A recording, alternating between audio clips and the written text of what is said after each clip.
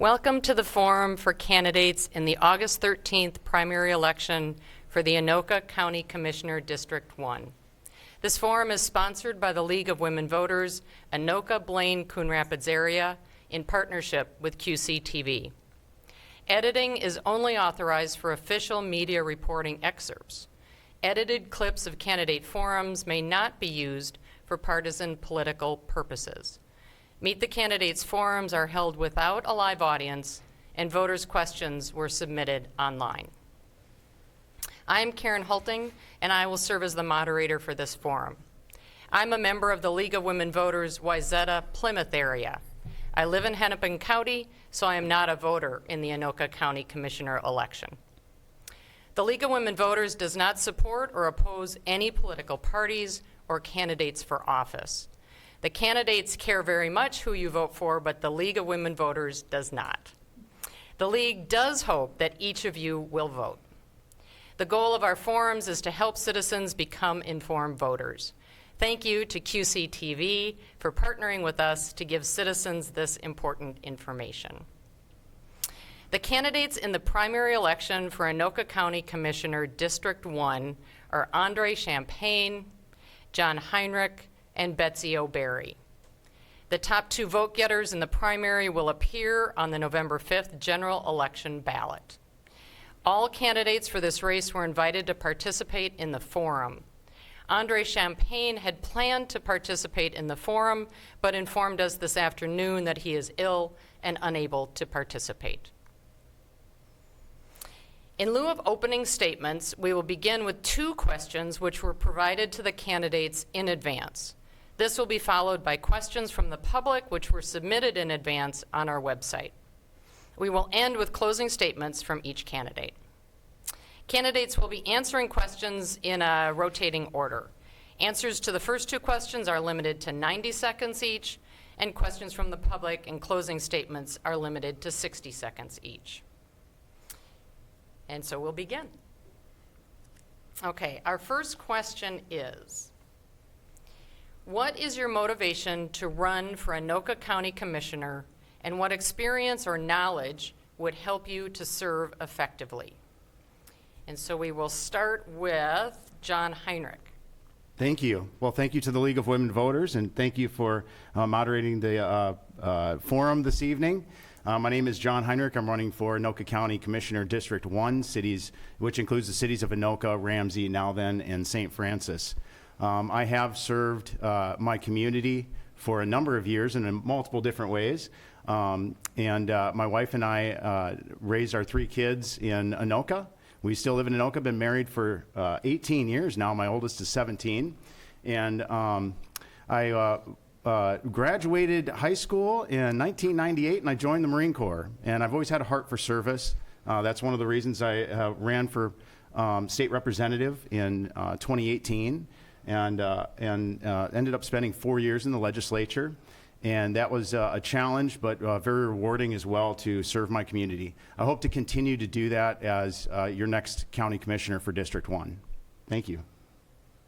Thank you. Betsy O'Berry, what is your motivation to run for Anoka County Commissioner, and what experience or knowledge would help you to serve effectively? Well, again, thank you, Karen, and thank you to the League of Women Voters for taking the time and putting together these forums. It's really important for voters to be informed, and I know for certain offices like this, sometimes it's tough to find the information that you want. So thank you to all of the people who are watching this video just to get informed so that they are good, informed voters. I am a retired certified public accountant, a former business owner, and an advisor to other businesses. The job of the Anoka County Commissioners is really to help manage the business of Anoka County, which is a perfect extension of the work that I've done during my lifetime. I have been a leader in my profession. I have taught other CPAs real estate accounting classes. I have and written articles for The Footnote, which is the journal for the State Society of CPAs. I have been active in our community. I'm the past president of Cross of Hope Lutheran Church Council. I am a member of a number of community organizations, including the Ramsey Community Foundation, the Anoka Anti-Crime Commission, and the Anoka Historical Society. I am looking forward to continuing my community work and using my background as a business person to work effectively for Anoka County. Thank you. And back to Betsy O'Berry. The second opening question is, what are your goals for the future of Anoka County as a commissioner, and how would you achieve those goals? Well, there are a few burning issues that are coming up right now, and one of those issues is improvement of our roads is particularly in District 1 north-south access. Highway 47 is a major road that's used by a lot of our residents, and it has been overdue for construction work for a long time. The other large issue that's coming before the council is the siting of the new jail. On Tuesday, the board met and decided that they would continue with design work at the current location between 3rd and 4th Streets, just off of Main Street in Anoka.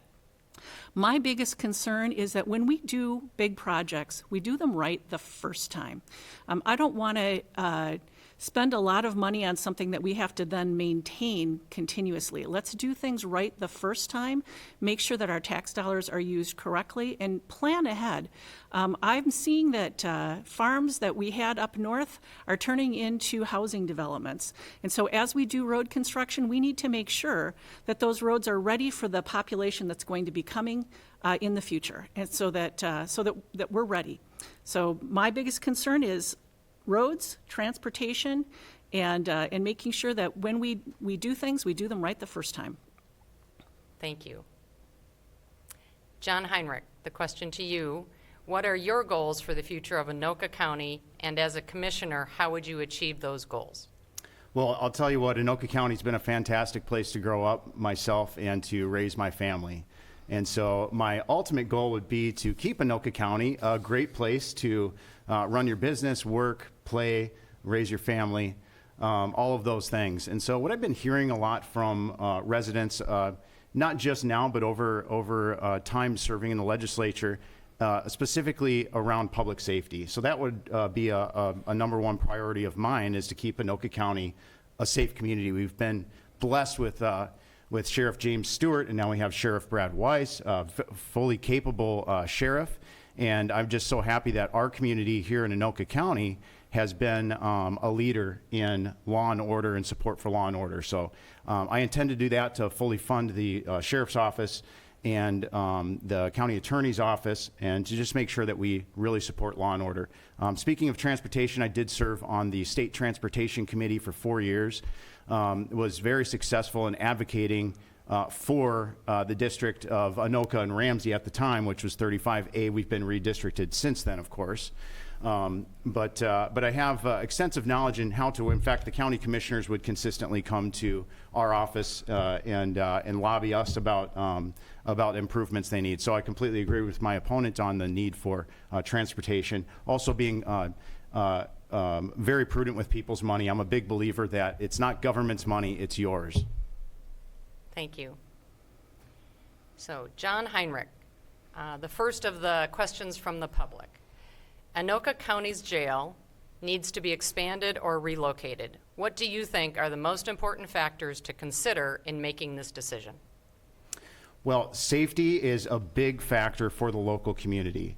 Now, if you talk to the residents that live close to the jail in Anoka, there is a real concern for safety, for roughly doubling the size of the jail. I've heard stories from pretty much all of the city council, because the constituency there has reached out to the local city council elected officials, and have really voiced some concerns over how this is all put together. So in my mind, it seems like the county has already come up with a plan, but I want to respect the city of Anoka and the duly elected officials of city of Anoka to be able to work with the county through this process.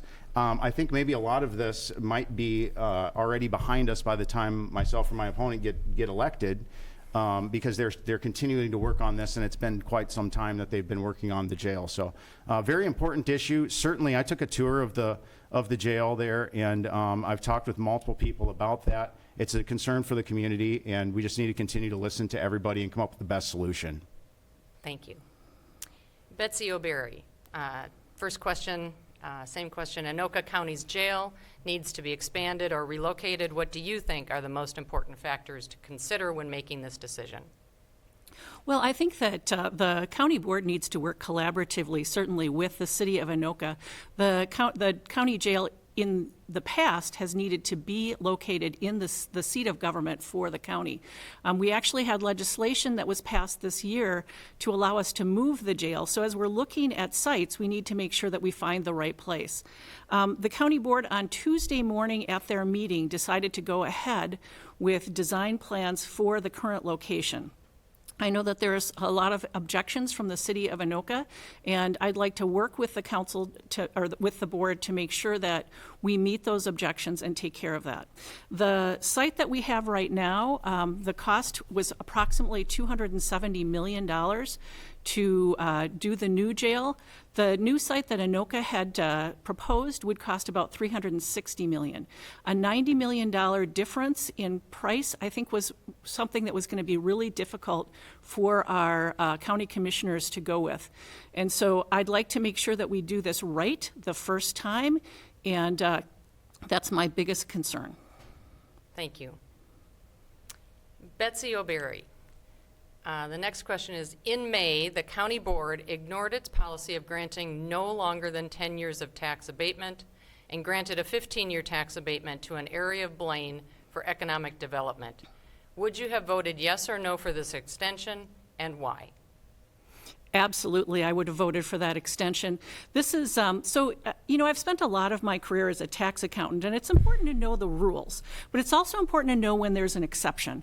And this is an exceptional project for the city of Blaine. Currently at the National Sports Center, we bring in people from not only all over Minnesota, but all over the country and all over the world. The problem is those people then have no place to go to stay. They have very few places to go to eat.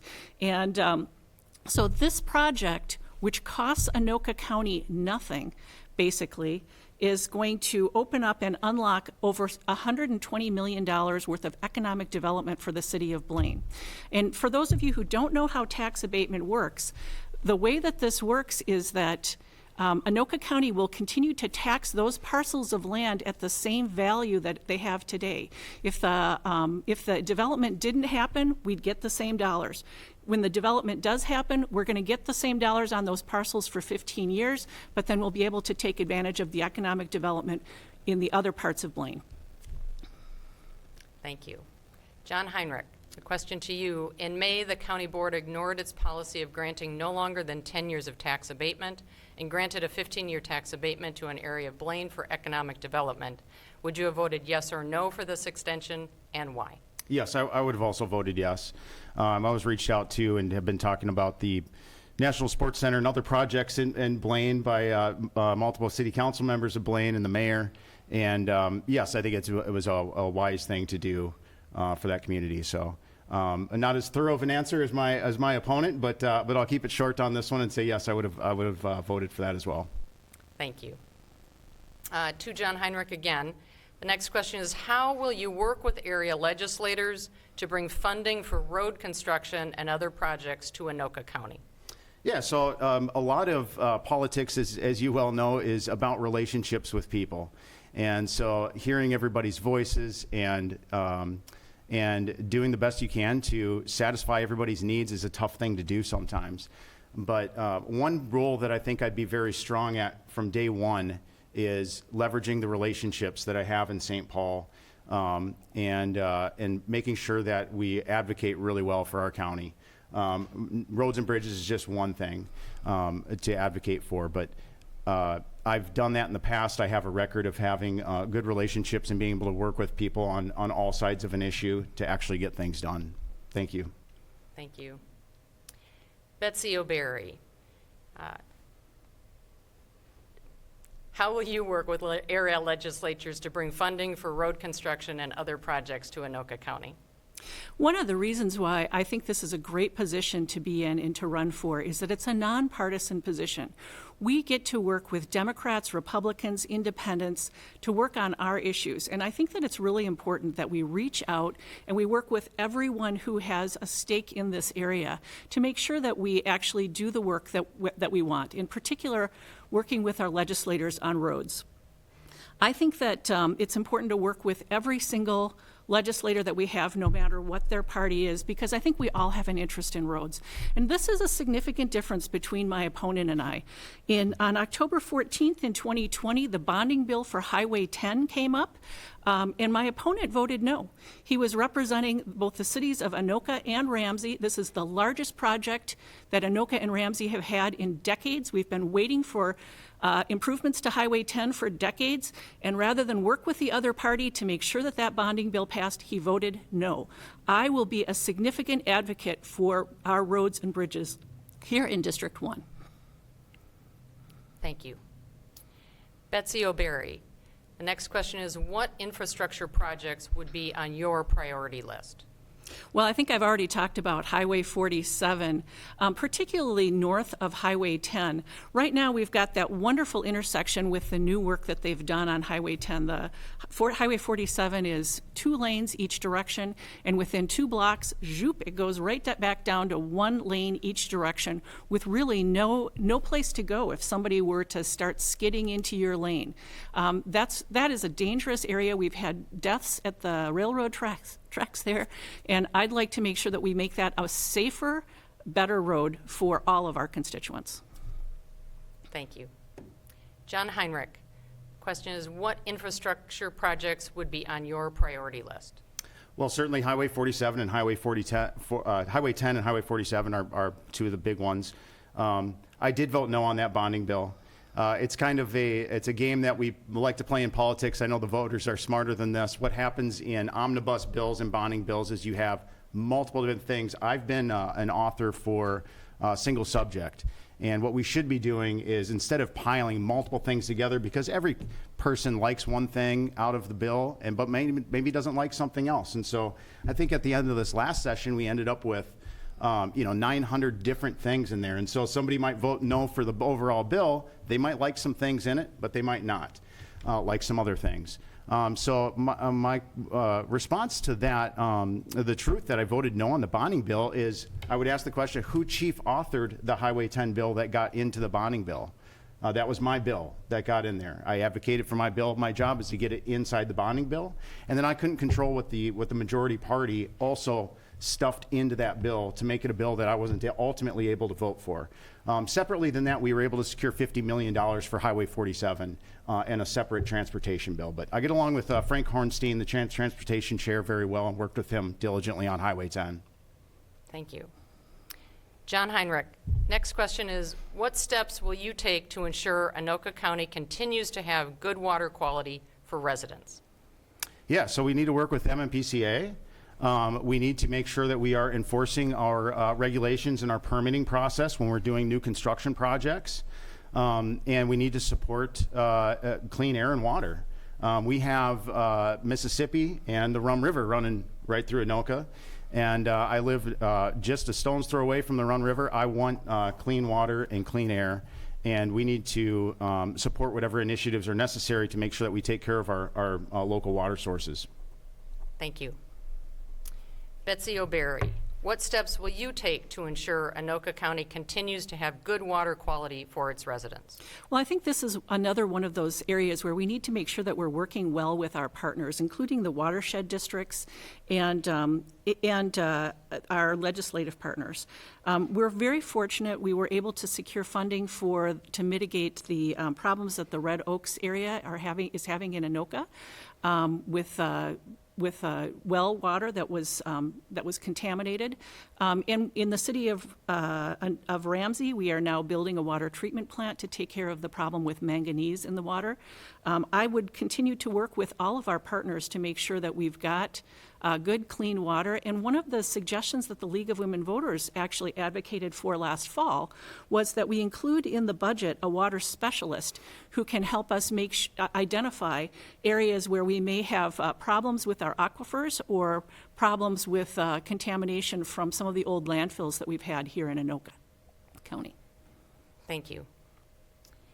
Betsy O'Berry. Next question is, would you support installing well-marked recycling bins in county parks? What other steps would you support to improve recycling programs and education in the county?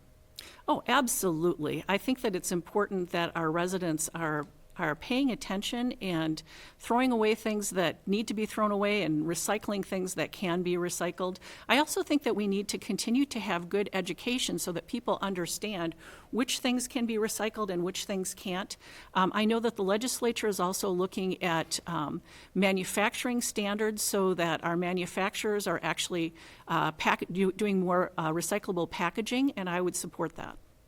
Thank you. John Heinrich. Question to you, would you support installing well-marked recycling bins in county parks? What other steps would you support to improve recycling programs and education in the county?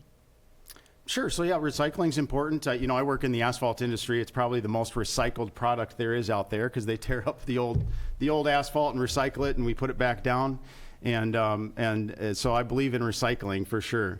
As far as whether or not we need recycling bins in every location next to an existing trash can at a park, I just don't know. I don't know what the demand is for that or how much use the existing trash cans get or what the costs are. Those are things that I would look at. We certainly want people to be able to have the option if they're drinking a plastic bottle to be able to throw it in there instead of the trash.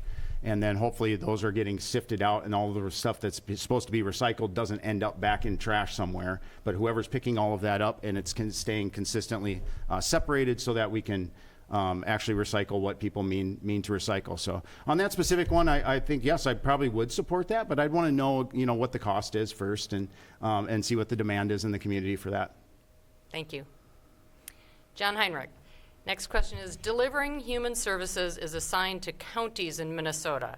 What changes, if any, would you propose in the way human services are delivered? Well, I think any changes, possibly. I know that it makes up about half of our budget right now. So I've had a lot of questions about, hey, John, where would you cut the budget? Our residents have experienced a very large tax increase lately. And not to mention inflation and other things that have a factor on families' budgets. And so it's just really important that we are prudent with people's money and recognize again that it's not government's money, it's yours. And so that's how I will look at all of the different issues and make decisions as we go through the different issues and listen to all voices. Thank you. Betsy O'Berry. The question is, delivering human services is assigned to counties in Minnesota. What changes, if any, would you propose in the way human services are delivered? Well, first of all, Anoka County has an excellent reputation in terms of delivery of services. And you have to remember, a lot of the money that we're using for social services is pass-through money. It comes from federal grants or state grants, and we're required to administer those efficiently, effectively, make sure that the people who actually need the help get it. So if our seniors are getting SNAP benefits, we want to make sure that the people who are eligible to get those benefits. I think the two issues that I would see is making sure that we have software that works well for all of our social services workers so that they're not spending a lot of time going from system to system or not able to answer questions easily and effectively with the software that we're using. And I would continue to make sure that our employees are well trained so that they can recognize when there's an opportunity for a particular family who is in need. Thank you. Betsy O'Berry. Next question is, what, if anything, can the county do to address homelessness in our community? The county works in partnership with a number of organizations, including Family Promise for families who are homeless, Hope for youth who are homeless, Stepping Stones, which works with individuals who are experiencing homelessness. I know that there is Haven for Heroes, which also works with veterans who are experiencing homelessness. I think that we have to continue our collaboration with our partners who are on the ground actually helping find the answers for our homeless families. They're coaching them so that they can understand budgets and helping them also get vehicles, because part of homelessness is you need to be able to have a car to get to work. And so I would think that we should be continuing to work with our partners to eradicate homelessness in Anoka County. This is a cold place. We don't want families to be sitting out living in their cars. Thank you. John Heinrich, question to you. What, if anything, can the county do to address homelessness in our community? Well, I had the honor to serve on the Preventing Homelessness Committee in the legislature with Chair Gomez. And one of the things that we identified was how important it is that the community is involved. And fortunately, like my opponent mentioned, we have great resources in our community, probably more so than a lot of other communities. Also, I wanted to point out our churches do so much in our community as well. And so I think that that's the biggest part of it.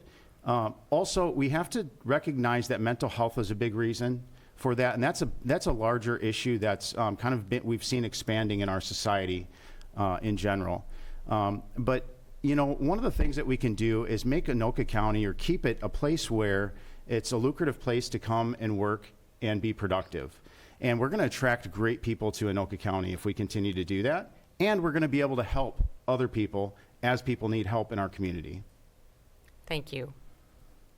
So this will be the last question from the public. Goes to John Heinrich. That question is, what steps would you propose to make the county board more transparent to the public as they make decisions? Yeah, so you know, I do marketing in my business and things. That's kind of the first thing I think of, is that people, a lot of the time, I've ran into people that don't know what a county commissioner is. And you know, they all more want to reach out to a state legislator or maybe their council member, which is great. But I don't know exactly put my finger on the exact right solution, but for people to be able to feel like they can watch a county board meeting and not be bored to death, maybe that would help out a little bit. Yeah, people can get involved as they choose to. That's one of the great things. You know, God bless America. We have a lot of people that aren't involved in politics at all. And they're able to you know, work their jobs and raise their families and love on people and do a great job with kind of a lesser government. And so I hope that people get involved in my campaign and help me out. And then in the county board, we need to have people with their opinions got to be heard, and they have to know that the county board is listening to them. Thank you. Betsy O'Berry, that last question. Last question before the closing statements. What steps would you propose to make the county board more transparent to the public as they make decisions? Well, I think that one of the things that we've seen is an elimination of public comment periods and some limitations on those public comment periods. I think if we want to make sure that our residents are heard, we need to give them an opportunity to speak. Certainly, we have one commissioner, Mandy Meisner, who accepts public comment for all meetings, not just the county board meetings, but for all of the committee meetings, so that people who are being impacted by decisions of the board have an opportunity to speak up. I think that transparency is extremely important, because these are your tax dollars and you want to know how they're being spent. And I think that for people who are interested in being engaged in government, we need to give them the opportunities to talk about that. I'd like to talk about transparency in another way, though, too. In our campaigns, I have tried to make sure that my campaign is transparent, particularly in making sure that that people know what I'm standing for and why I'm here. So I think transparency is important. It's important for our public, and I would like to advocate for more opportunities for the public to speak up. Thank you. So candidates will now have 1 minute each for a closing statement. We will start with Betsy O'Berry. If you look at the Anoka County website, they say Anoka County welcomes you, respectful, innovative, and fiscally responsible. Those are 3 words that I think that I bring with me as a person who would be a great county commissioner. I think we need to be respectful of each other on the board, and we also need to be respectful of all of our partners, our voters, our constituents, our cities, our county, the other counties, our legislators, and all of our other representatives. I'm running so that we can make Anoka County a great place to live, work, and play. And I hope that you'll vote for me, Betsy O. Berry, for Anoka County Commissioner. If you'd like to have more information, you can look at my website, www.betsyo.org. Thank you. Thank you. And now, John Heinrich, your closing statement. Well, thank you. Support for law and order, number 1. That's going to be my priority day 1. It has been since day 1, since I started serving in the Marine Corps back in 1999. I was a military police officer, served 8 years in the Marines, 2 years in Iraq in 2003 and 4. I have a heart for people and public service. My mom was a teacher and my dad was a pastor, and so I kind of grew up in that type of mindset that my dad always told me people are what's last forever and people are the most important. And so I intend to carry that in as I'm the next county board member. Now, the second issue I want to talk about a little bit is being fiscally responsible. I appreciate the fact that my opponent, and I believe the other opponent, Andre, wasn't able to make it tonight, hopefully he's feeling better soon. I believe that he's fiscally responsible as well. That's very important. It's not government's money, it's yours. And the third issue is election security and integrity. I've heard from a lot of people in the Anoka, Ramsey, now then area that that's a very important issue for them. So thank you so much. John Heinrich, vote for me. Thank you. The League of Women Voters thanks the candidates for speaking to voters about issues and for running for Anoka County Commissioner, District 1. Thank you also to the viewers and to those that submitted questions. Links to all forums and opportunities to submit questions for future forums are located on the League's website, lwvabcmn.org. The primary election is on August 13th. Early voting started on June 28th. You can register to vote, update your registration, find information on voting options, and find your polling place online at mnvotes.org or the Minnesota Secretary of State website.